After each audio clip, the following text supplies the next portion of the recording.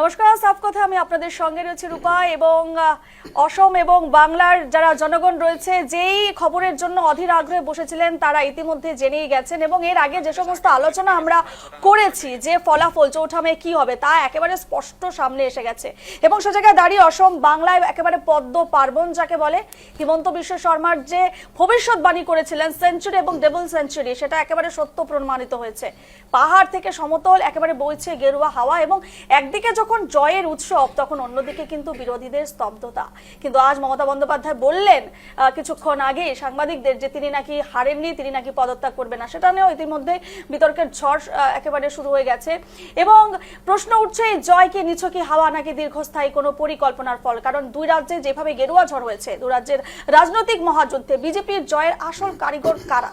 প্রতিবেশী দুই রাজ্যে বিজেপির জয় কি বিরোধীদের জন্য অশনি সংকেত নাকি অসমে বিজেপির সুনামের নেপথ্যে ঠিক কি কি কারণ রয়েছে, বাংলার বিজেপির ডাবল সেঞ্চুরির কি কারণ রয়েছে, সমস্ত প্রশ্নের উত্তর আজকে আমরা খোঁজার চেষ্টা করব এবং ইতিমধ্যে আমাদের সঙ্গে স্টুডিওতে রয়েছেন রাজনৈতিক বিশ্লেষক বিশ্বদীপ চক্রবর্তী এবং বিশ্বদীপ ভট্টাচার্য এবং সঙ্গে রয়েছেন আমাদের বিজেপি নেতা শ্রমিক দত্ত এবং পাশাপাশি ইতিমধ্যে ভার্চুয়ালি একেবারে জুড়ে গেছেন কংগ্রেস নেতা সঞ্জীব রায়। প্রত্যেককে স্বাগত জানাচ্ছি আজকের আমাদের এই আলোচনায় এবং কিছুক্ষণ পরে আমাদের সঙ্গে যুক্ত হয়ে যাবেন বাংলা থেকে বিজেপি নেতা রাজীব পাখিরা এবং বাংলা থেকে রাজনৈতিক বিশ্লেষক রঞ্জিতা চক্রবর্তী। কিছুক্ষণের মধ্যে তারা উপস্থিত হয়ে যাবেন। তবে আসাম দিয়ে আমি আজকের আমাদের আলোচনাটা শুরু করছি।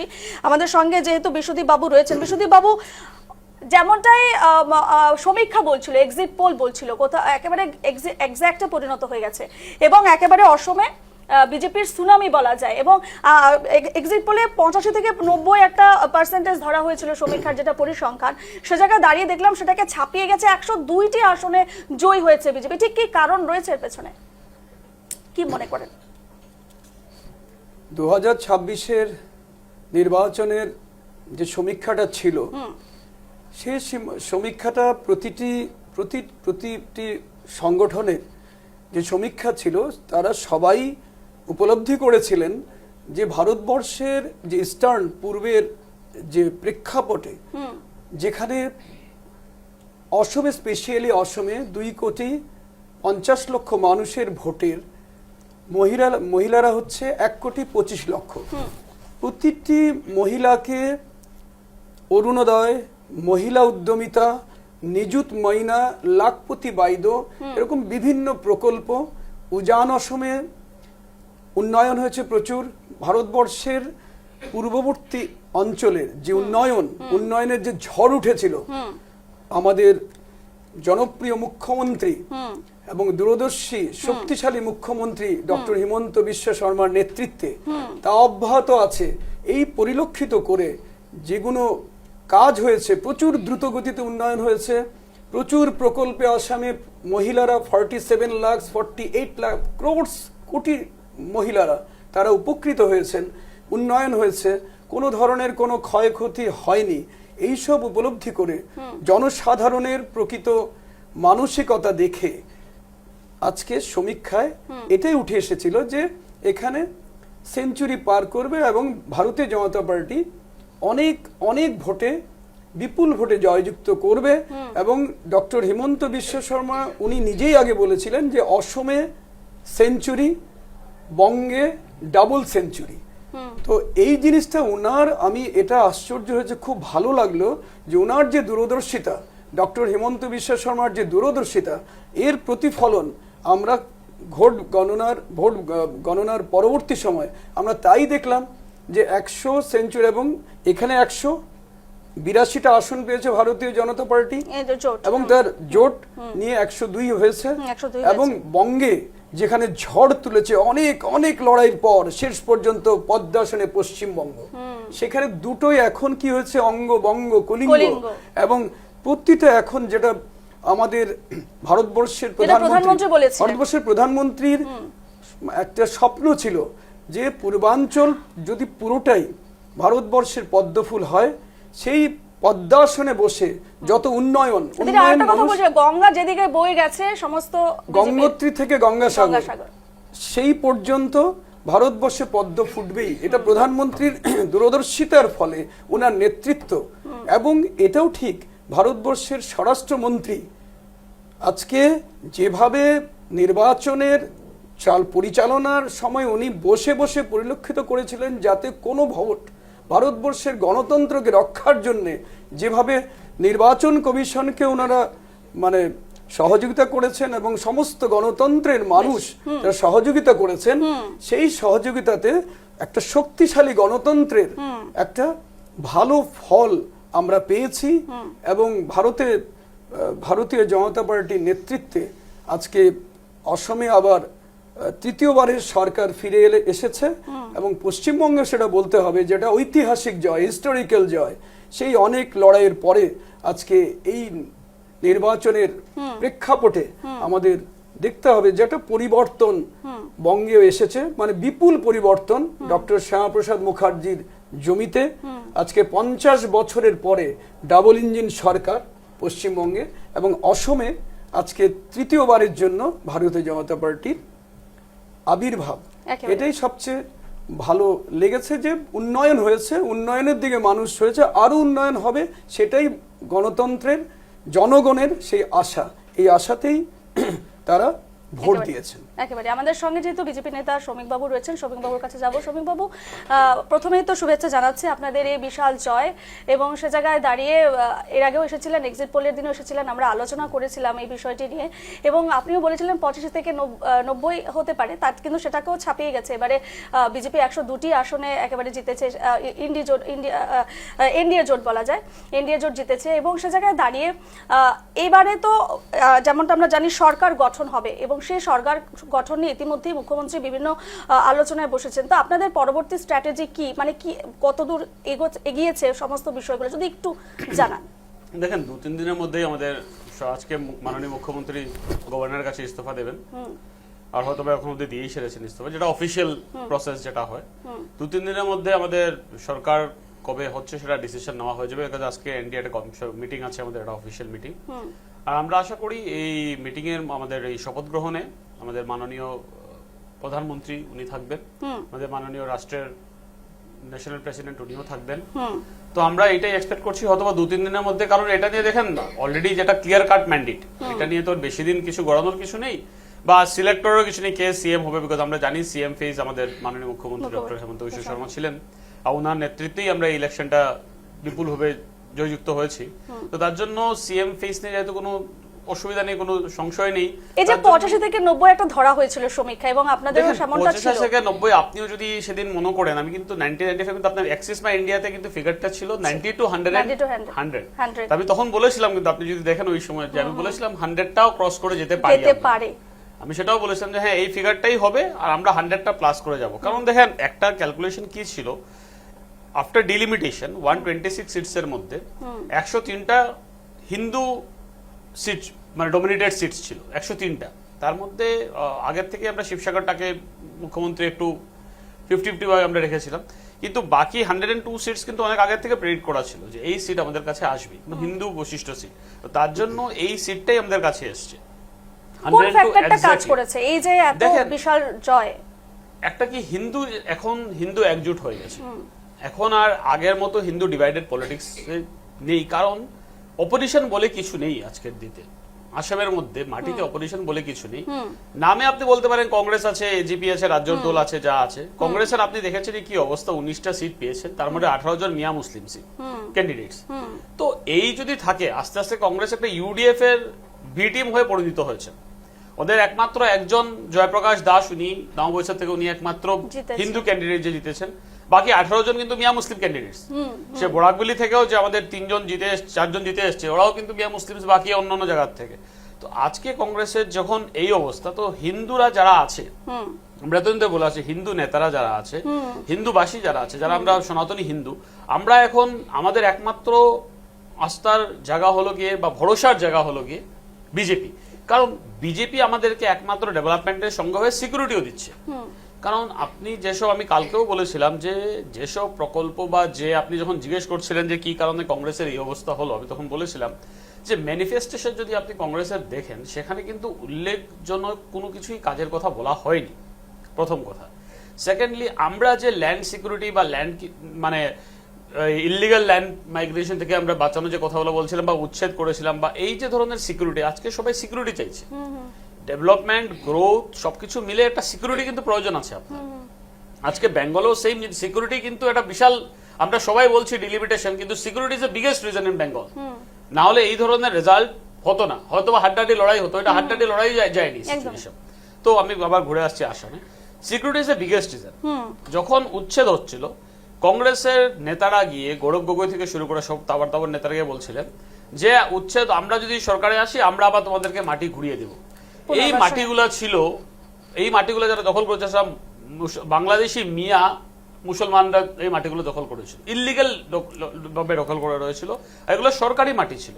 তো কংগ্রেস কি ভিত্তিতে, ওদের নেতারা কি ভিত্তিতে এই কথাটা বলেছেন যে আমরা মাটি ঘুরিয়ে দিব? সেই মাটিগুলো নিশ্চয়ই ওদের প্রাইভেট ল্যান্ডগুলো ছিল না। উচ্ছেদের বিরোধিতা করে একটা ইস্যু বানিয়েছিল তারা নির্বাচনের আগে, আমরা দেখেছি। ওদের সবসময় টার্গেট ছিল মুসলিম টার্গেট, ওরা ভেবেছিল মুসলিম ধরে ইলেকশন জিততে পারবে। একদম মুসলিম মানে সংখ্যালঘু ভোটের উপর একটা ভরসা ছিল কোথাও না কোথাও। আমাদের সঙ্গে যেহেতু সঞ্জীব বাবু রয়েছেন, সঞ্জীব বাবুর কাছে যাবো। সঞ্জীব বাবু, এই যে কংগ্রেসের ভরাডুবি অসমে, এবং ঠিক আমি এই মুহূর্তে আপনাকে জিজ্ঞেস করবো কংগ্রেসের কোথায় কোথায় ভুলগুলো ছিল, যদি আপনি আপনার কাছ থেকে জানতে চাইবো। কারণ এই যে ভরাডুবি, সেটা তো বিরোধী দল হিসেবে যেই ফারাকটা রয়েছে, জয় পরাজয়ের একটা ফারাক থাকে, কিন্তু এটা ব্যবধানটা কিন্তু অনেকটাই বেশি।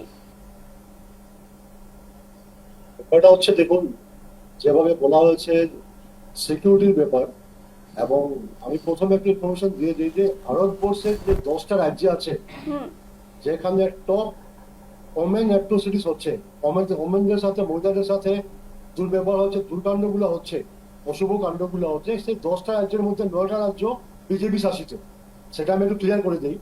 দ্বিতীয় কথা হচ্ছে, আমরা যে ইলেকশন ম্যানিফেস্টো তৈরি করেছিলাম, আমরা পাবলিকের দুয়ারে গিয়েছি, দরজায় দরজায় গিয়েছি, গিয়ে সেখান থেকে আমরা ম্যান্ডেট নিয়েছি, নিয়ে আমরা একটু সঞ্জয়বাবু একটু হোল্ড করবেন পিসিআর, ওনার কথাগুলো সাউন্ডটা একটু যদি বাড়িয়ে দাও তাহলে শোনা যাবে স্পষ্টভাবে। হ্যাঁ হ্যাঁ বলুন সঞ্জয়বাবু, এবার বলুন। সেটাই বলছি যে ভারতবর্ষের 10টি টপ রাজ্য যেখানে নারীদের প্রতি অত্যাচার হয়, সেটা আমাদের 9টা রাজ্য আছে বিজেপি শাসিত, সেদিকে আমি যাচ্ছি না। দ্বিতীয় কথা হচ্ছে, আমরা যখন কংগ্রেস ম্যানিফেস্টো তৈরি করেছিলাম, আমরা পাবলিকের দুয়ারে গিয়ে, পাবলিকের দরজায় গিয়ে আমরা কথা বলে ওদের ম্যান্ডেটটা নিয়েছি যে আজকে ডেটে আসামে পাবলিকের কি চাহিদা আছে, সেইভাবে আমরা আমাদের ইলেকশন ম্যানিফেস্টো তৈরি করেছি। আজকে এই যে রেজাল্টটা হয়েছে, দেখুন প্রথম ডেলিমিটেশন, আমি বলেছি এটা ডেলিমিটেশনটাকে, এটা পলিটিক্যাল ডেলিমিটেশন হয়েছিল, এবং যেভাবে বলা হয়েছে যে 102টা না কোটা হিন্দু সিট বানিয়ে দেওয়া হয়েছে, বা 20টা বা 22টা মাইনরিটি সিট ছিল। আমরা সেদিকে, আমরা যখন কংগ্রেস দল নমিনেশন দিয়েছে, মনোনয়ন দিয়েছে, সেখানে 22% আমরা মাইনরিটিকে দিয়েছি এবং 78% আমরা মেজরিটিকে দিয়েছি। আমরা আমাদের গুরুদায়িত্ব পালন করেছি। কিন্তু যেহেতু আজকের ডেটে যেভাবে বিজেপির সাথে, বিজেপির হোস্টাইল এনটিটিউডের সাথে আমাদেরকে লড়াই করতে হচ্ছে, আজকে সরকারের বিজেপি ছিল, বিজেপি অ্যাডভান্টেজ পাবেই, সেই জায়গায় বিভিন্ন বেনিফিশিয়ারিকে যে বেনিফিট দেওয়া হয়েছে, সেই বেনিফিটের একটা প্লাস পয়েন্ট ছিল, অ্যাডভান্টেজ ছিল বিজেপির। আমরা যে কথাগুলো বলেছিলাম যে সরকারে আসার পরে আমরা এটা করব, হয়তো সেটা আমরা হয়তো পাবলিকের কাছে সঠিকভাবে পৌঁছাতে পারিনি, কারণ ম্যানিফেস্টো গুলো আমাদের দারুণ ছিল, আমরা পাবলিকের চিন্তাধারা করেই, ভবিষ্যৎ চিন্তাধারা। কিন্তু আপনাদের ম্যানিফেস্টোতে জুবিন গার্গের বিষয়টি ছিল, সেটা কি যথার্থ ছিল সঞ্জীব বাবু? না, আমরা জুবিন গার্গকে নিয়ে কোনোদিন রাজনীতি করিনি। আমরা এটাই বলেছি যে হেমন্ত বিশ্ব শর্মা নিজেই বলেছিলেন যে আমি যদি জুবিন গার্গকে ন্যায় দিতে না পারি তাহলে আপনারা কেন আমাকে বলতে? কিন্তু মনে হয়, আমাদের যেটা মনে হয় যে হয়তো জনগণ সেই জায়গাটায় গিয়ে বুঝতে পেরেছে যে আপনারা জুবিন গার্গকে নিয়ে রাজনীতি করছেন, যেটা কখনোই জুবিন গার্গ নিজেও চাননি। না, মুখ্যমন্ত্রী নিজে বলেছিলেন যদি জুবিন গার্গের নামে আসামবাসীরা ভোট দেয় তাহলে বিজেপিকে দেবে, এই রাজনীতি উনি করেছেন। আমরা শুধু বলেছি যে আমরা যদি সরকারে আসি তাহলে 100 দিনের ভিতরে আমরা জুবিন গার্গকে ন্যায় দেব। ন্যায় দেওয়াটা তো কোনো রাজনীতি নয়। আমরা তো এখনো অ্যাসেম্বলির ভিতরে বলুন বা বাইরেও আমরা, কিন্তু তাছাড়া আপনাদের ম্যানিফেস্টোতে অসমবাসীকে আশ্বাস বা প্রতিশ্রুতি দেওয়ার মতো যথাযোগ্য কোনো প্রতিশ্রুতি সেরকম ছিল কি আপনাদের ম্যানিফেস্টোতে, যার উপর ভরসা করে, বিশ্বাস করে আপনাদেরকে ভোট দেবে জনগণ, অসমের জনগণ? আমরা অনেক কিছু দিয়েছিলাম। আমরা মহিলা সিকিউরিটি দিয়েছিলাম, আমরা ওল্ড এজের জন্য দিয়েছিলাম, আমরা মহিলাদেরকে স্বাবলম্বী করার জন্য ওদেরকে 50,000 টাকা ঋণ দেওয়ার কথা বলেছিলাম, নন রিফান্ডেবল। এরকম অনেক কিছু ছিল যা আমরা মহিলাদেরকে, শিশুদেরকে এবং বৃদ্ধাদেরকে দেখে করেছিলাম। হয়তোবা আমরা সরকারে আসতে পারিনি বলে আজকে আমরা ইমপ্লিমেন্ট করতে পারছি না। তো আমাদের যে ম্যানিফেস্টো কমিটি ছিল, দায়িত্ব নিয়ে কাজ করেছিল এবং গৌরব গগৈর নেতৃত্বে আমরা সেই দিকে তাকিয়েছিলাম যদি আমরা সরকারে আসি। কিন্তু আমার একটা প্রশ্ন এই মুহূর্তে একদম ম্যানিফেস্টো আমরা ইমপ্লিমেন্ট করতাম। একদম, কিন্তু আপনাকে একটা প্রশ্ন করবো এই মুহূর্তে যে মুখ্যমন্ত্রী হিমন্ত বিশ্ব শর্মার তুলনায় আমি যদি তুলনা করি, যেহেতু গৌরব গগৈ মুখ্যমন্ত্রীর দাবি করছিলেন মুখ্যমন্ত্রীত্বের, সে জায়গায় দাঁড়িয়ে তিনি জনসভা বা প্রচারের ক্ষেত্রে কোথাও না কোথাও তো পিছিয়ে ছিলেন, যার আজকের ফল যেটা সেটা বলেই দিচ্ছে, সেটা স্পষ্ট। আপনাদের কি মনে হয় না?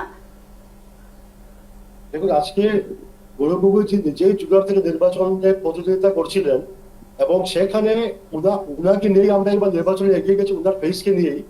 তাই উনার যত সম্ভব ছিল উনি আসামে চেষ্টা করেছেন প্রচার করার, পাবলিকের কাছে পৌঁছার, বিভিন্ন অঞ্চলে পৌঁছার। অথবা নিজে যেহেতু উনি ক্যান্ডিডেট ছিলেন বলে উনি পারেননি।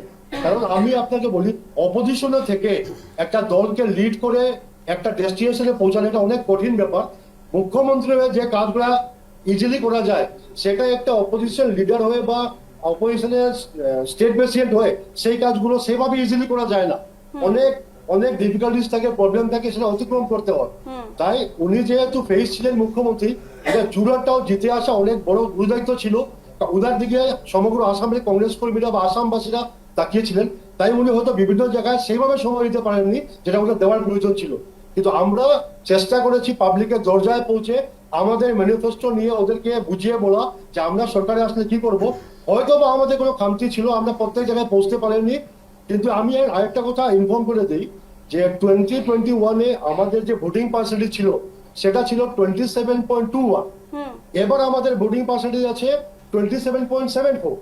আমাদের ভোটিং পার্সেন্টেজ ডিক্লাইন করেনি, আমাদের কোনো ধস নামেনি। যেহেতু ডিলিমিটেশন হয়েছিল, একটা প্ল্যান্ড কনস্পিরেসি করে ডিলিমিটেশন করে সরকারি পক্ষকে একটা অ্যাডভান্টেজ দেওয়া হয়েছিল, সেই অ্যাডভান্টেজটা এবার বিজেপি নিয়েছে। আমাদের ভোট ব্যাংকে কোনো ধস নামেনি। আমরা যেখানে ছিলাম একটু বিজেপি দাদা বলছেন যে এটা মানে এটা মোরাল ভিক্টরি। এই যে ভোটের শেয়ারটা, এটা আমরা খুবই স্বাভাবিক কথা, উনি কথা বলবেন, কারণ যখন উনি ইলেকশন হারার পরে একটা জিনিস তো দিয়ে কভার করতেই লাগবে। So it's a very common statement. প্রত্যেকজন কংগ্রেস নেতারা এই কথাটা বলেন যে ভোট শেয়ার বেড়েছে, ভোট শেয়ার এই হয়েছে, কিন্তু ভোট শেয়ার কোনো সিগনিফিকেন্স গ্রোথ তো কিছু নেই। যদি উনি নিজেই বলছেন 27.21 থেকে 27.74, so it's a very significant growth, hardly margin of 0 point something. এই গ্রোথ মার্জিনে উনার ব্যাপারটা হচ্ছে, আরো উনি বলছিলেন যে গৌরব গগৈ অপোজিশন লিডার ছিলেন দেখে ক্যাম্পেইনিং করতে পারেননি। তো ওয়েস্ট বেঙ্গলে তো শুভেন্দু অধিকারী অপোজিশন লিডার আছেন, দুটা সিট তো উনি জিতে এসেছেন। আমরা 2015 সালে আমরা তো অপোজিশনেই ছিলাম। আমরা কি ইলেকশন দিতে আসলাম? ব্যাপারটা হলো দ্য ক্রেডিবিলিটি, পাবলিকের ক্রেডিবিলিটিটা হেমন্ত বিশ্ব শর্মার সাথে গৌরব গগৈয়ের আকাশ পাতালের তফাৎ। কারণ গৌরব গগৈয়ের অ্যাকসেপ্টেন্স উনার কনসিস্টেন্সিতেই নেই। উনি যদি নিজে একটু গ্রাউন্ড ওয়ার্ক করতে পারতেন তাহলে বুঝতে পারতেন যে জোড়াতে উনার নিজের কনসিস্টেন্সি তো না, গ্রাউন্ড ওয়ার্কের সাথে উনার অ্যাকসেপ্টেন্সটাই কম। এই কারণে কম, কারণ উনি যখন এমপি হয়ে গেছিলেন ওখানে জনগণের সাথে উনি পাবলিক টাস্ক পুরো হেডে। এক্সিট পোল একেবারে এক্স্যাক্টে পরিণত হয়েছে বলাই যেতে পারে, এবং সে জায়গায় দাঁড়িয়ে আমরা আলোচনা করছি যে এর পেছনে ঠিক কি কি কারণ রয়েছে। এবং আমি সঞ্জীব বাবুর কাছে আমি আরেকবার দর্শকদের পরিচয় করে দিই। এই মুহূর্তে ভার্চুয়ালি আমাদের সঙ্গে রয়েছেন রাজনৈতিক বিশ্লেষক রঞ্জিতা চক্রবর্তী দিদি। রঞ্জিতা দিদি, আপনাকে স্বাগত জানাচ্ছি। আপনার কাছে আসবো আমি বাংলার বিষয়ে আলোচনা করার জন্য, তবে একটু আমি সঞ্জীব বাবুর কাছে এই মুহূর্তে যাবো, যেহেতু অসম নিয়ে আমি একটু আলোচনায় রয়েছি এই মুহূর্তে। সঞ্জীব বাবু, আমাদের একটা প্রশ্ন রয়েছে আপনাদের কাছে, আপনাদের দলের কাছে, যে এই যে আপনাদের ভরাডুবি কোথাও না কোথাও, যদি নির্বাচনে গৌরব গগৈ প্রতিদ্বন্দ্বিতা না করতেন, সে জায়গায় দাঁড়িয়ে শুধুমাত্র যদি দলের হয়ে প্রচার করতেন তাহলে তার জন্য বোধহয় একটা লাভবান হতো। তিনি তো নিজের কেন্দ্রেই হেরে গেছেন, সে জায়গায় দাঁড়িয়ে কি মনে হচ্ছে এই বিষয়টিকে? মানে প্রার্থী হওয়াটা তার একটা চরম ভুল ছিল, ভুল সিদ্ধান্ত ছিল কি? না, চরম ভুল সিদ্ধান্ত ছিল না। এখন গৌরব গগৈ যেহেতু নির্বাচন না খেলতেন, বাকি যারা প্রার্থীরা ছিলেন, যারা কংগ্রেসের মনোনয়ন নিয়ে মাঠে ঝাঁপিয়ে পড়েছিলেন, ওদের কাছে এই বার্তাটা যেত না যে উনাদের সেনাপতি উনাদের নেতৃত্ব দিচ্ছেন। আজকে গৌরব গগৈ যে জুরহাটে প্রতিদ্বন্দ্বিতা করে উনি সবাইকে একটা বার্তা দিয়েছেন যে উনি সামনে থেকে নেতৃত্ব দিচ্ছেন এবং যতই কঠিন পরিস্থিতি হোক উনি নেতৃত্ব দিয়ে যাবেন। এবং আরেকটি কথা বলে দেই, উনি সেই জুরাটেই করেছেন যে জুরাটে বিগত লোকসভাতে আসামের পুরো ক্যাবিনেট বসার পরেও মুখ্যমন্ত্রী বলেছিলেন যে জুরাট লোকসভাতে গৌরব গগৈ নাকি হাইয়েস্ট ভোটে হারবেন। মন্ত্রী পীযূষ হাজারিকা বলেছিলেন যে গৌরব গগৈ যদি জিতে যান তাহলে উনি পদত্যাগ করবেন। সেই গৌরব গগৈ সেই জায়গাতে লড়াই করেছেন এবং সেখানে একটা আবেগ ছিল। আজকে যদি উনাকে সামনে রেখে, উনার ফেসকে সামনে রেখে কংগ্রেস মুখ্যমন্ত্রীর চেহারা বানিয়ে তো নির্বাচন লড়ে, উনি যদি প্রতিযোগিতা না করেন তাহলে একটা নেগেটিভ মেসেজ যাবে। সেই বার্তাটা উনি বহন করেছেন এবং উনি সামনে থেকে লড়াই করেছেন, নেতৃত্ব দিয়েছেন। রেজাল্ট হার জিত হতেই পারে, আজকে অনেক কিছু ফ্যাক্টর ছিল যার জন্য উনি হেরেছেন, এটা অন্য ব্যাপার। কিন্তু ওনার যে নির্বাচন খেলাটা ভুল সিদ্ধান্ত ছিল এটা আমরা মানছি না, সঠিক সিদ্ধান্ত ছিল, উনি সামনে থেকে নেতৃত্ব দিয়েছেন। বেশ, আমি একটু বিশ্বদীপ বাবুর কাছে যাব। বিশ্বদীপ বাবু, মানে বদরুদ্দিন আজমল বলেছেন যে অসমে কংগ্রেস এখন মুসলিম লীগে পরিণত হয়েছে। আপনি নিশ্চয়ই জানেন যে ফলাফল এসছে, তার মধ্যে কিছুক্ষণ আগে শ্রমিক বাবু বলছিলেন যে এবারে কংগ্রেসে যারা জিতেছেন 19 জন, তাদের মধ্যে 18 জনই সংখ্যালঘু। তো কোথাও না কোথাও গিয়ে এটা একটা ফ্যাক্টর কাজ করেছে, এই সংখ্যালঘুদের ভোটের উপরে নির্ভর ছিল কংগ্রেস। সে জায়গায় দাঁড়িয়ে কি বলবেন? কথাটা হচ্ছে নির্বাচনের প্রেক্ষাপটে মৌলানা বদরুদ্দিন আজমল যিনি বলছেন, উনি নিজেই অ্যাকচুয়ালি ঠিকমতো উনি দ্বিধাবিভক্ত যে উনি যে কথাটা বলেছেন, ওনার 3 মাস আগে এই স্টুডিওতে আমি বলে গিয়েছিলাম যে কংগ্রেসের দুর্বল নেতৃত্বে যদি ওরা এখনো সময় আছে, সেই সময় আমি বলেছিলাম যে কংগ্রেসের যে দুর্বল নেতৃত্ব এবং ওরা ক্রমশ মুসলিম লীগে পরিণত হচ্ছে এই কংগ্রেস, যেটা 1946-এ যেটা দেখা গিয়েছিল যে কংগ্রেস থেকে মুসলিম লীগ বিচ্ছিন্ন হয়ে গিয়েছিল, আর তারা সরকার গঠনের জন্য কংগ্রেসকে প্রেসার দিয়ে আজকে ভারতটাকে ভাগ করলো। সেই জিনিসটা পরিলক্ষিত করে আমি বিগত কয়েকবারই আমি এই স্টুডিওতে এসে বলেছিলাম, তুমি হয়তো সেই সময় ছিলাম। তো এই জন্য ওরা কিন্তু কংগ্রেসের যে নেতৃত্ব, দুর্বল নেতৃত্বে ওরা মুসলিমরা শুধু ওরা মাইনরিটিতে পরিণত হয়েছে, এটা মৌলানা বদরুদ্দিন আজমলকে শুধু বলতে হবে না, সবাই বুঝতে পারছে। কারণ ভারতবর্ষের মানুষ এখন সচেতন, আজকে আগের মতো সেই নির্বাচন হয় না, মানুষ এখন অনেক সচেতন, অনেক গণতন্ত্রের শক্তিশালী যে প্রভাবটা আছে, উন্নয়ন হোক, শান্তিপূর্ণ অংশগ্রহণ ভোটের জন্য, যেটা আমি নির্বাচন কমিশনকেও আমি অকুণ্ঠ অভিনন্দন জানাচ্ছি নির্বাচন পরিচালনা করবার জন্য। কিন্তু কথাটা হলো এই যে মুসলিম লীগের মতো শুধু একটা জায়গায় পার্টিকুলারলি যে কংগ্রেস চলে যাচ্ছে, এটা অতি দুঃখের কথা। কারণ ওদের দুর্বল নেতৃত্বের জন্য যারা আমি একটু সঞ্জীব বাবুর কাছে এই বিষয়ে যাচ্ছে। সঞ্জীব বাবু, যে বিষয়টি বদরুদ্দিন আজমল উল্লেখ করলেন, মুসলিম লীগে পরিণত হয়ে গেছে কংগ্রেস দল, এবং সে জায়গায় দাঁড়িয়ে যেটা ফলাফল একেবারে 19 জনের মধ্যে 18 জনের সংখ্যালঘু, কোথাও না কোথাও তো এই ফ্যাক্টরটাও কাজ করেছে ভোট বাক্সে। আজমল সাহেবের আজকের অস্তিত্ব কি আছে আসামে, এটা সবার সামনে আছে। আজকে যে প্রেক্ষাপট তৈরি হয়েছে এআইইউডিএফ নিয়ে, সেটা আমার বলার কিছু নেই। আজকে সমগ্র আসাম, সমগ্র ভারতবর্ষ দেখছে। এবং আজকের ডেটে যদি আমার পূর্ববর্তী বক্তা যিনি বললেন যে কংগ্রেসকে মুসলিম লীগের সাথে তুলনা করা হচ্ছে, বা বদরুদ্দিন আজমল বলেছেন যে দল 78% ক্যান্ডিডেচার হিন্দুদেরকে দিচ্ছে, ওই দলকে যদি বলা হয় যে মুসলিম লীগের সাথে তুলনা হচ্ছে, এটা দুঃখজনক এবং এটা অনেক আশ্চর্যের ব্যাপার। সেকেন্ড ব্যাপার হচ্ছে আজকে ফলাফলে আমরা যেটা দেখছি সঞ্জীব বাবু, সেটা তো অস্বীকার করার জায়গা নেই। 19 জনের মধ্যে 18 জনের সংখ্যালঘু বিধায়ক। আমি আসছি আমি বলছি 78% সিট যে দল হিন্দুদেরকে টিকিট দিচ্ছে, ওকে মুসলিম লীগের সাথে কম্পেয়ার করাটা এটা আশ্চর্যের ব্যাপার হচ্ছে আমার জন্য, এবং এটা দুঃখজনক ব্যাপার। আজকে সেই 78 জন জিতে আসতে পারেনি বলে আজকে আপনি বলছেন যে 19-এর মধ্যে 18 জন মাইনরিটি ক্যান্ডিডেট আছে। আজকে যারা জিতে আসতেন তাহলে এই গন্তিটা আসতো না। তাহলে জিতে আসেননি বলে যে এটা আমাদের কোনো খামতি আছে এমন নয়। আজকে গণদেবতা যে রায় দিয়েছে, আমরা এটাকে সম্মান জানিয়েছি, মাথা পেতে নিয়েছি। আজকে বিগত দিনে যখন হিন্দু নেতারা জিতে এসেছিলেন, সেই কাউন্টিংটা আসেনি। তো আজকে যেহেতু হিন্দু নেতারা হেরে গেছে, কিন্তু আমরা 78% হিন্দুদের টিকিট দিয়েছি। এই জায়গাতে সেটা এখন বিচার করার জায়গা এজন্যই নেই সঞ্জীব বাবু, যেটা সেই জায়গাটা এখন আমরা এই জন্য আলোচনা করছি না, কারণ কি আমরা যেটা ফলাফল এসেছে, যেটা আমাদের সামনে আছে সেটা নিয়ে আমরা আলোচনা করছি। এবং সেখানে যদি আরো এই 18 জনের মধ্যে যদি 10 জন বা 8 জন হিন্দু বিধায়ক হতেন, তাহলে আজকে আলোচনায় আমরা এই বিষয়টা আনতামই না, আমরা 50-50 করে ছেড়ে দিতাম। আজকে যদি দল জিতে না আসে, আমাদের হিন্দু ক্যান্ডিডেট যদি জিতে না আসে, তাহলে আপনি কি করে বলতে পারেন? আমরা তো 78% টিকিট দেওয়া হয়েছে। আজকে যদি 78% মাইনরিটি দিয়ে দেওয়া হতো, তাহলেও যে আপনারা বলতেন, অভিযোগ করতেন যে মুসলিম লীগ হয়ে গেছে, তাহলে আমরা হয়তো মাথা পেতে নিতাম। আজকে 78% হিন্দুদেরকে টিকিট দেওয়া হয়েছে, জিতে আসতে পারেনি, হয়তো অনেক ক্ষেত্রে কাজ করেছে। সেই জন্য যে কংগ্রেসকে মুসলিম লীগের সাথে মিলানো, এটা দুঃখজনক ব্যাপার, এটা কোনো মতে মানা যায় না। শ্রমিক বাবু যে বিষয়টি বললেন, দুঃখজনক ব্যাপার, মেলানো উচিত নয়।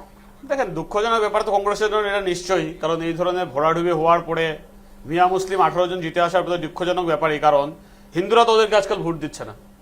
ভোট না দেওয়ায় আজকে উনি যে বলছেন, সঞ্জীব দা বলছেন যে 78% ওরা ক্যান্ডিডেট দিয়েছিলেন হিন্দু, কিন্তু এই হিন্দুরা জিতে পারেনি বিকজ অলরেডি হিন্দুরা জানে যে কংগ্রেস এখন একটা মুসলিম লীগের মতো পরিণত হয়েছে, যেটা আগেই বলেছি ইউডিএফ এর বি টিম হয়ে দাঁড়িয়ে আছে।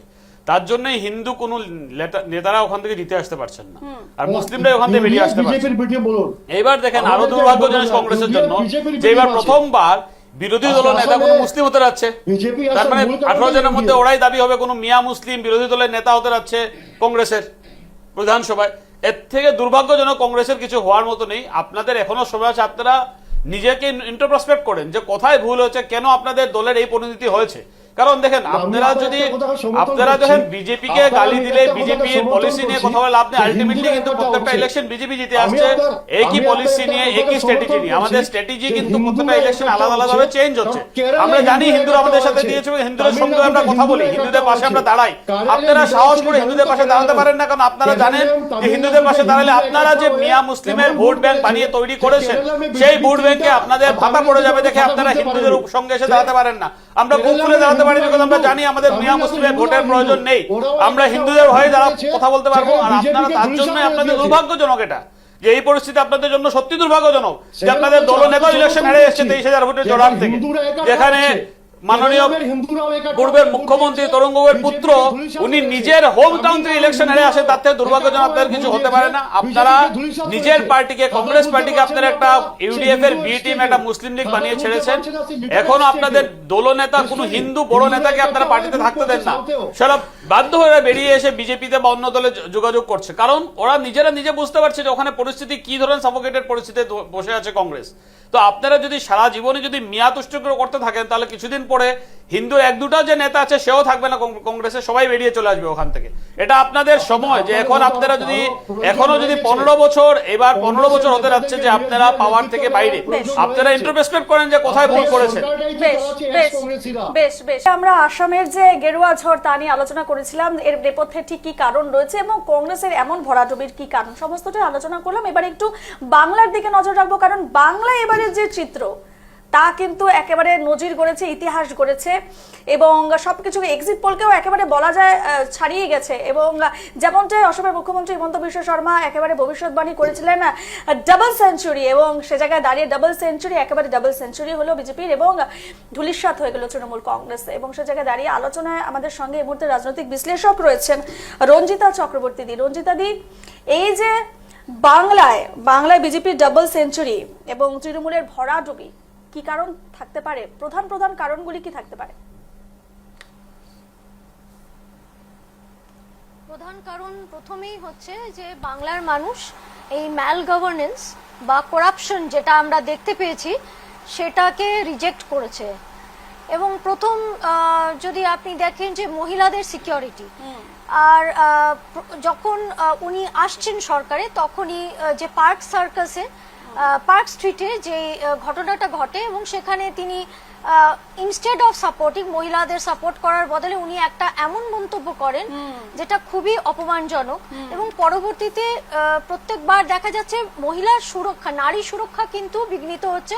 এবং লাস্টে আপনি যদি দেখেন যে মুখটা রত্না দেবনাথ, উনি কিন্তু একটা ফেস যেখানে উনি একটা মানে সাধারণ মানুষের চেতনাকে নাড়িয়ে দিয়েছেন। সেকেন্ড যে পয়েন্ট সেটা হচ্ছে ডেফিনেটলি গভর্নেন্স।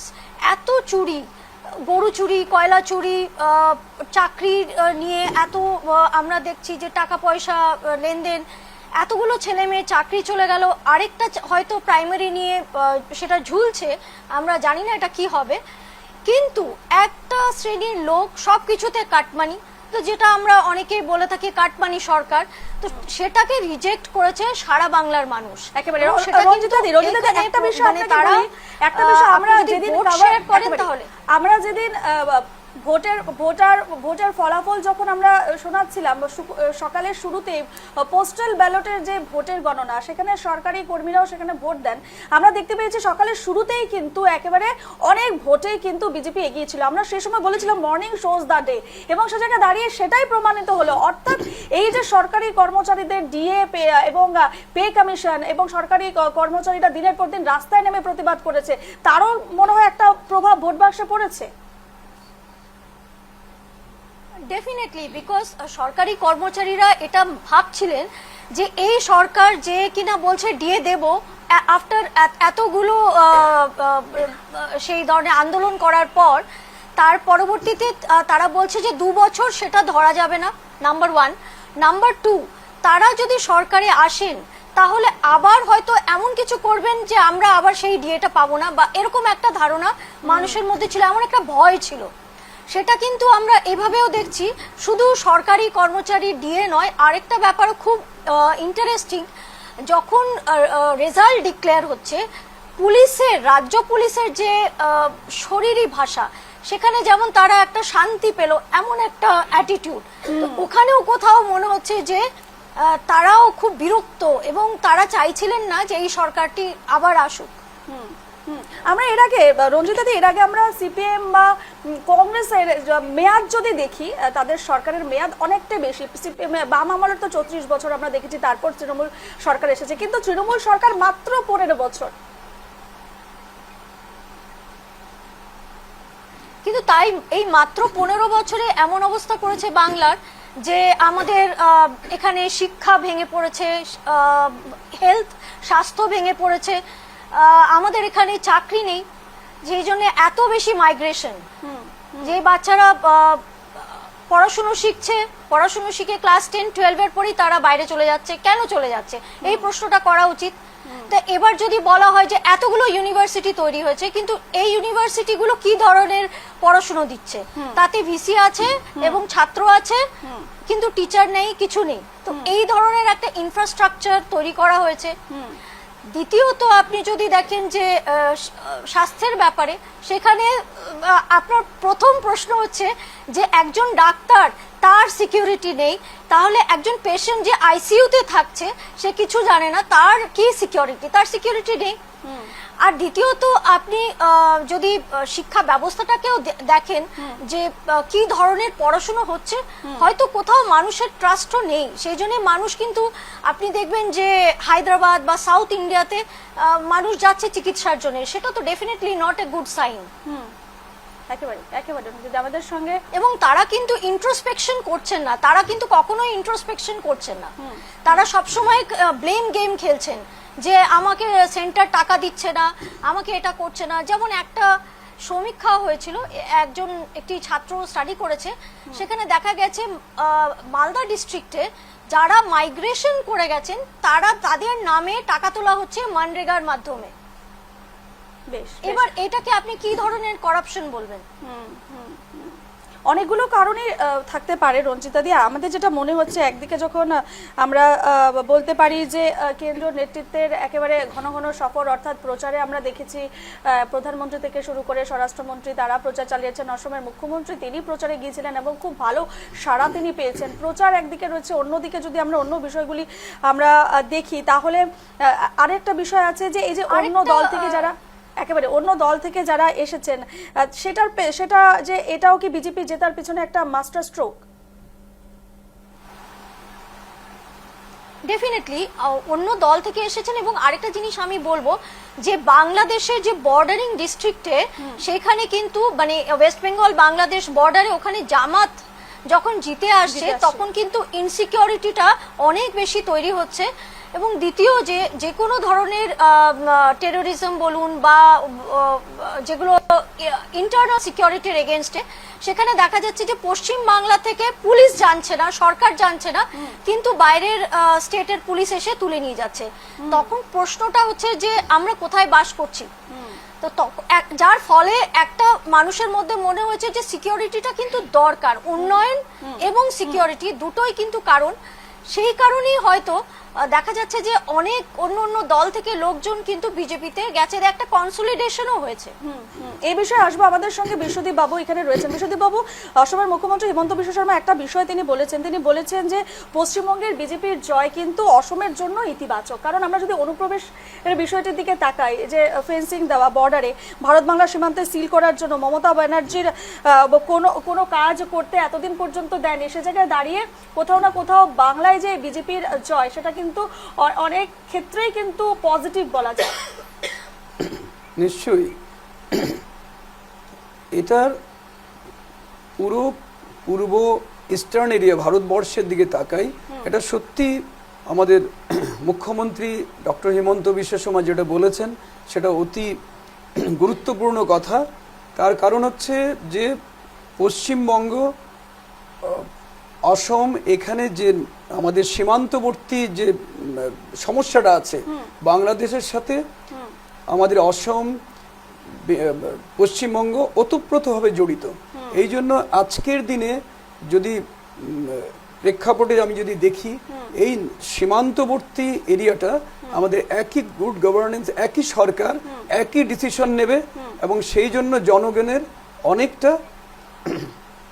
অনেক সমস্যার সমাধান হবে।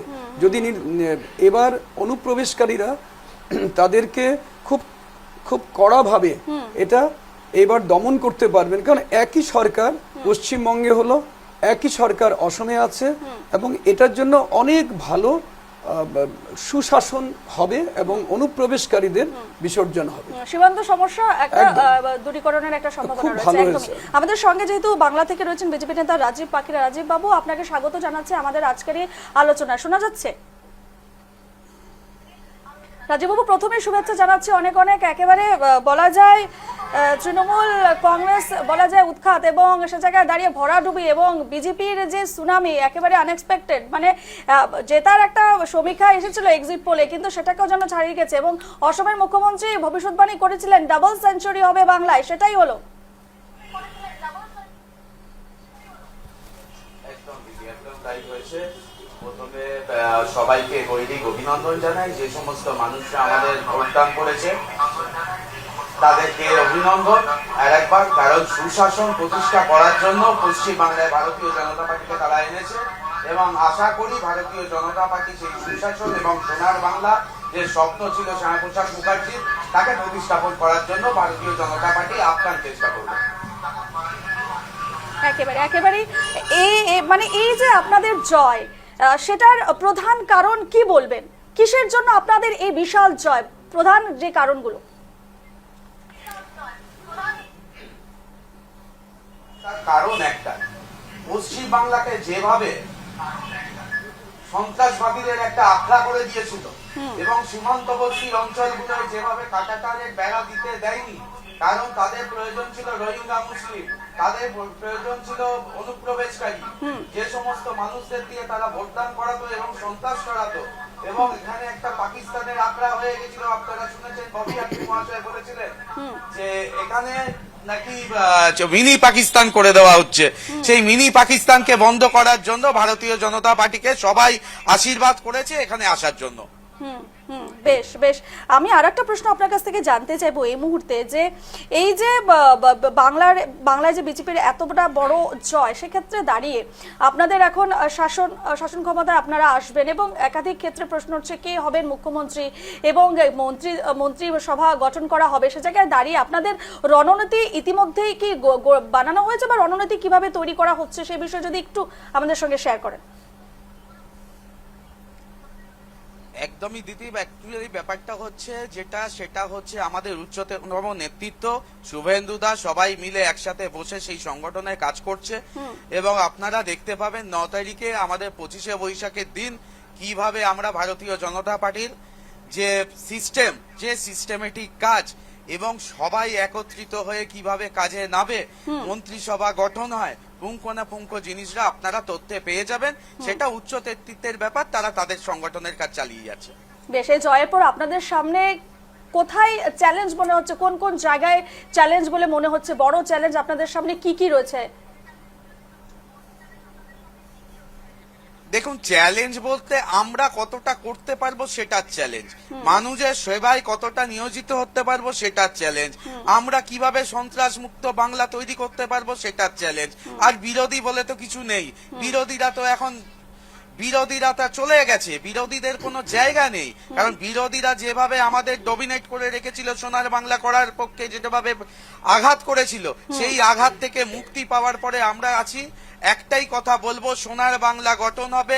আপনারা প্রত্যেকটা মিডিয়া আপনারা একদিন বলবেন সত্যিকারের সোনার বাংলা ভারতীয় জনতা পার্টি করতে পেরেছে। কারণ আপনাদের যে সংকল্প পত্র ছিল সেখানে একাধিক বিষয় ছিল, সেগুলো যথার্থভাবে প্রয়োগ হবে কি বাংলায়? আমরা আশাবাদী, আমাদের সংগঠন আশাবাদী, এবং আমাদের সংগঠনের যে নিয়ম নিষ্ঠা আছে, যা যা সংকল্পপত্রে পেয়েছেন, আশা করি 1 মাসের মধ্যে হবে না, তবে আমরা চিন্তা ভাবনায় আছি সেইটা অন্তত আমাদের যে 5 বছরের সমস্তটা কার্যক্রম পূরণ করব আমরা। কিছুক্ষণ আগে আমি একটা প্রশ্ন করছিলাম, আমি রঞ্জিতা দিকেও করেছি এবং আমাদের সঙ্গে যে বিশ্বদীপ বাবু রয়েছেন, এই যে অসমের মুখ্যমন্ত্রী একটা বিষয় তিনি উল্লেখ করেছেন, অনুপ্রবেশ একটা বড় ফ্যাক্টর আপনাদের ওখানে, এবং আমাদেরও এখানে মানে উচ্ছেদ থেকে শুরু করে এবং পুশব্যাক সবই চলছে অসমের মাটিতে। সে জায়গায় দাঁড়িয়ে এবারে যে বাংলায় বিজেপি শাসনে এলো, সে জায়গায় দাঁড়িয়ে উপকৃত হবে 2 রাজ্যই। কারণ এই যে এর আগে মমতা বন্দ্যোপাধ্যায় সীমান্তে কোনো ধরনের কাঁটাতারের ব্যাপারে বা ফেন্সিং দেওয়ার ক্ষেত্রে কোনো ধরনের সমর্থন করছিলেন না এবং কোনো কাজ করতে তিনি দিচ্ছেন না সীমান্ত নিয়ে। সে জায়গায় দাঁড়িয়ে এবারে কোথাও না কোথাও আপনাদের এই জয় বাংলার বুকে একটা পজিটিভ বার্তা দিচ্ছে বা একটা ইতিবাচক কিন্তু হলো, অসমের জন্য ইতিবাচক কিন্তু হলো। একদমই তাই। যেভাবে জমি অধিগ্রহণ করার সিস্টেম আছে, ঠিক আছে, রাজ্য সরকার এবং কেন্দ্রীয় সরকার, এই যে আমরা একটা তৈরি করে ফেললাম ডবল ইঞ্জিন সরকার, বারবার আমরা বলে এসেছি ডবল ইঞ্জিন সরকার কিভাবে কাজ করে, সেটা ভারতবর্ষে যেখানে যেখানে ভারতীয় জনতা পার্টির সংগঠন আছে এবং সরকার গড়েছে তারা জানে। এবার সব থেকে আশাবাদী আমরা, এই যে সীমান্তবর্তী অঞ্চল যেটা ফাঁকা পড়ে আছে, সেই সীমান্তবর্তী অঞ্চলে কাঁটাতার দেওয়া হবে এবং সন্ত্রাস কিভাবে নিধন করা হয় সেটা ভারতীয় জনতা পার্টি নিজে হাতে দেখিয়ে দেবে। একেবারে সৌম্যবাবু রয়েছেন। সৌম্যবাবু, বাংলার এই জয় কি বলবেন? দেখেন, আমি শুভেচ্ছা জানাই বাংলা মানে আমাদের বিজেপি প্রত্যেকজন কার্যকর্তা যারা বাংলায় আছেন, ওদের এই অদম্য কষ্টর জন্য বা এই সাফল্যটা ওদেরই সে কাছে যায়। কারণ ওরা অনেকদিন ধরে কষ্ট করে আসছেন, ওরা মার খেয়েছেন, ওরা যন্ত্রণা খেয়েছেন, ওরা সবকিছুই খেয়েছেন, তারপরেও যে ওরা ওদের হাল ছাড়েননি আর জনগণের সঙ্গে ছিলেন, জনগণের পাশে ছিলেন, তার জন্য জনগণ বিজেপি এই আমাদেরকে আশীর্বাদ করেছেন। আর তার জন্য আমি অসংখ্য ধন্যবাদ জানাই প্রত্যেকজন বিজেপি কার্যকর্তাকে ওয়েস্ট বেঙ্গলে, যার জন্য এই জয়টা ওদের জন্যই সাফল্য হয়েছে। বেশ বেশ, আমি একটা কমার্শিয়াল ব্রেকের পর আবারও ফিরছি।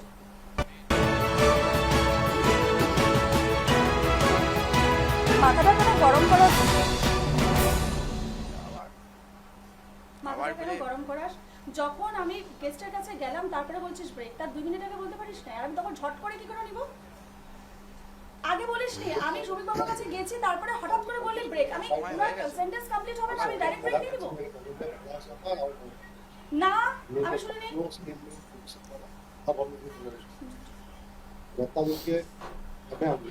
মক না না,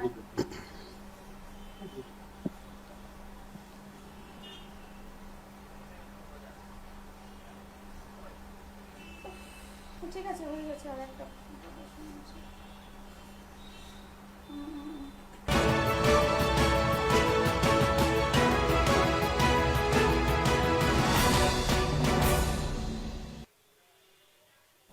ফিরেলাম বিরতির পর। আমরা বাংলা নিয়ে আলোচনা করছি। সৌমিক বাবুর কাছে আবারও যাবো। সৌমিক বাবু, কিছুক্ষণ আগে মমতা বন্দ্যোপাধ্যায় বললেন কেন পদত্যাগ করব, তিনি বলছেন কেন পদত্যাগ করব, আমরা তো হারিনি, এমনটাই তিনি বললেন।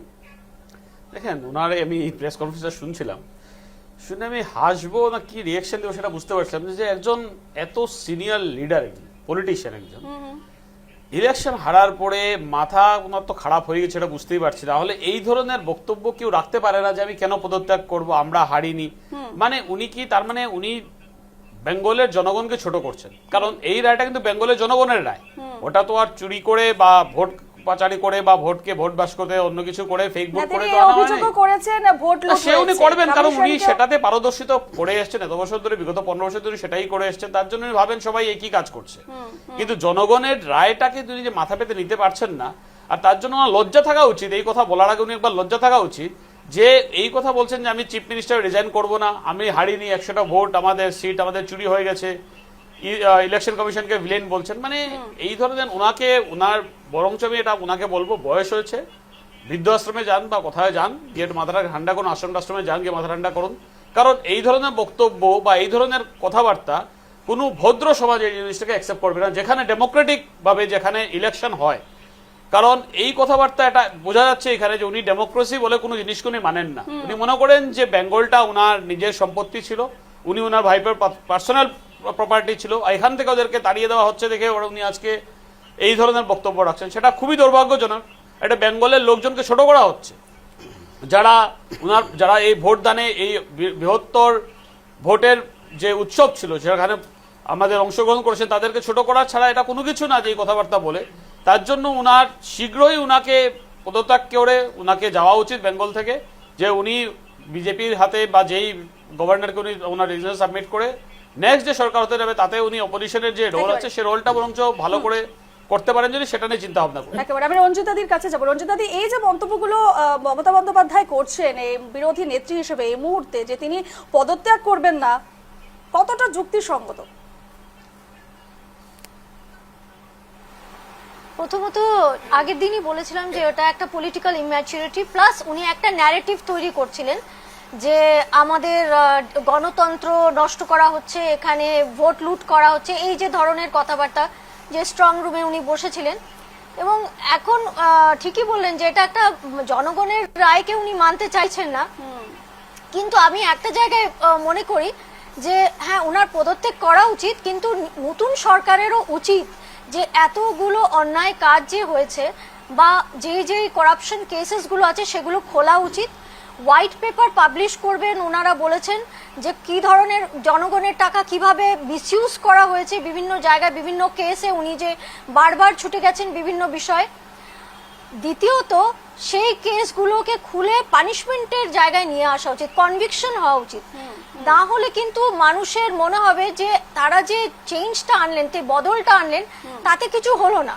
তো সেই পয়েন্টটা মাথায় রাখতে হবে। হয়তো সেগুলো মাথায় নিয়েই ওনার মনে হচ্ছে যে এবার তো হয়তো শাস্তিটা আসতে পারে, সেই জন্য উনি এই ধরনের। এবং আপনি দেখুন যে উনি বারবার প্রেস কনফারেন্স করে যেটা বলছেন যে আমি এটা করব না, এটা ইমরাল।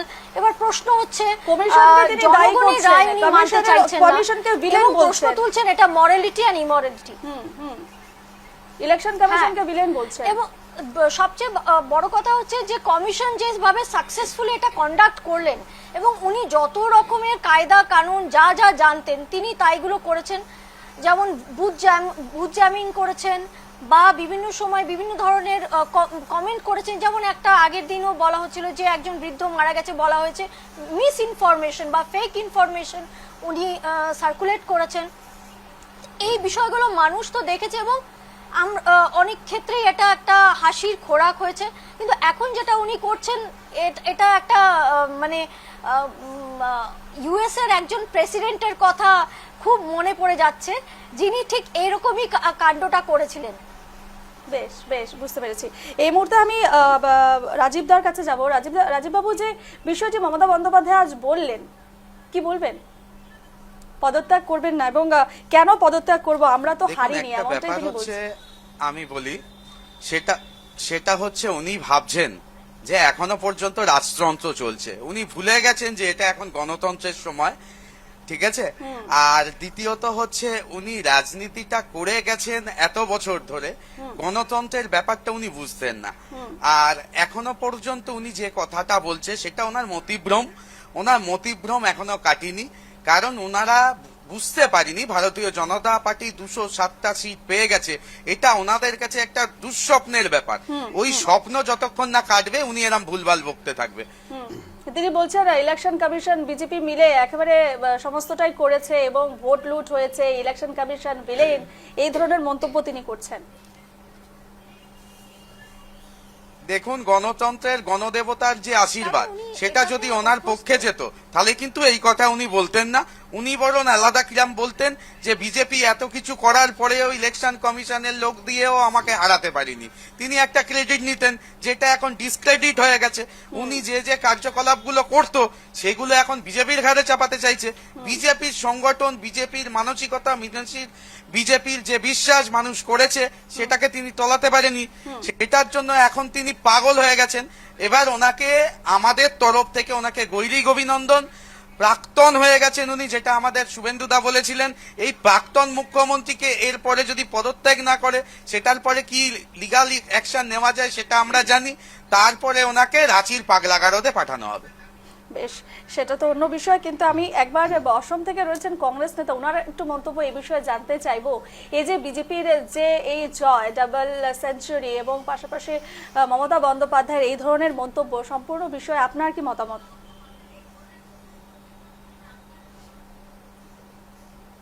হ্যাঁ, সঞ্জীববাবু বলুন। যে এটা আনপার্লামেন্টারি কোনো মন্তব্য আমরা সমর্থন করি না, এটা আমি স্পেসিফিক ভাবে বলছি। এটা আমাদের পক্ষ থেকে তৃণমূলের প্রাক্তন মুখ্যমন্ত্রী কি বলেছে এটা কমেন্ট করাটাও সঠিক না, কিন্তু আনপার্লামেন্টারি কিছু আমরা সমর্থন করি না। আমি একটা মিনিট নিতে চাই আপনার কাছ থেকে, যে অনুপ্রবেশকারী একটা কথা উঠে এসেছে যে আজকে যদি বেঙ্গলে যদি বিজেপি সরকার আসে তাহলে ডাবল ইঞ্জিন সরকার থাকবে, তাহলে এই অনুপ্রবেশকারী সমস্যাটা দূর হয়ে যাবে। যে বাকিরা সবাই হয়তো ভুলে গেছেন যে 2016 থেকে 2026 আসামে কিন্তু ডাবল ইঞ্জিন সরকার আছে। আর আজ অব্দি আসামের সাথে যে বাংলাদেশের বর্ডার আছে সেই সমস্যাগুলো না সর্বানন্দ সোনোয়ালজি মানে এটাকে উচিতভাবে বিচার করতে পেরেছেন, না আমাদের বর্তমান যিনি মুখ্যমন্ত্রী ছিলেন হেমন্ত বিশ্ব শর্মাজি সমাধান করতে পেরেছেন। কারণ অমিত শাহ 2016-তে এসে বলেছিলেন যে ওনারা যদি জিতবেন, আসামে যদি বিজেপি সরকার আসে তাহলে অনুপ্রবেশের সমস্যা দূর হবে। 2021-এ এসে অমিত শাহ সেম কথা বললেন, 2026-এ এসে সেম কথা বললেন। তা আমি সবাইকে অবগত করে দিচ্ছি যে ওয়েস্ট বেঙ্গলে বিজেপি সরকার এসে বলে অনুপ্রবেশকারী সমস্যার সমাধান হয়ে যাবে, এটা আমাদের জন্য একটা প্রশ্নবোধক চিহ্ন আছে। কারণ আমরা আসামে আছি, আমরা ভুক্তভোগী। সঞ্জীববাবু, তাহলে আপনি বলতে চাইছেন সীমান্ত সমস্যা, অনুপ্রবেশ সমস্যা এখনো মেটেনি? বিজেপি সরকার ফেল করেছে। তার মানে আপনি বলতে চাইছেন অসমে এখনো সীমান্ত সমস্যা, অনুপ্রবেশ সমস্যা মিটেনি, সমাধান কি করে হয়নি? বলবো, আমাদের মাননীয় মুখ্যমন্ত্রী নিজে বলেছেন যে ওনাদের কোনো সিস্টেম নেই। অন্ধকারে যখন পিডিআর থাকে না, ওটা লুকিয়ে পুশব্যাক করে। দেখেন, লুকিয়ে পুশব্যাক করা হয় না। আমরা তো কমসে কম মানুষকে পুশব্যাক করেছি। আমরা বর্ডারে গিয়ে বর্ডার সিল করে পুশব্যাক করেছি। আপনাদের সরকারের সময় তো পুশব্যাক বলে কোনো জিনিস না। আপনারা তো বাড়িতে ডেকে এনে এদেরকে ভোটার বানিয়ে আপনাদের ভোট জিতে আপনারা ইলেকশন জিতেছেন। আমরা তো সেটা করছি না।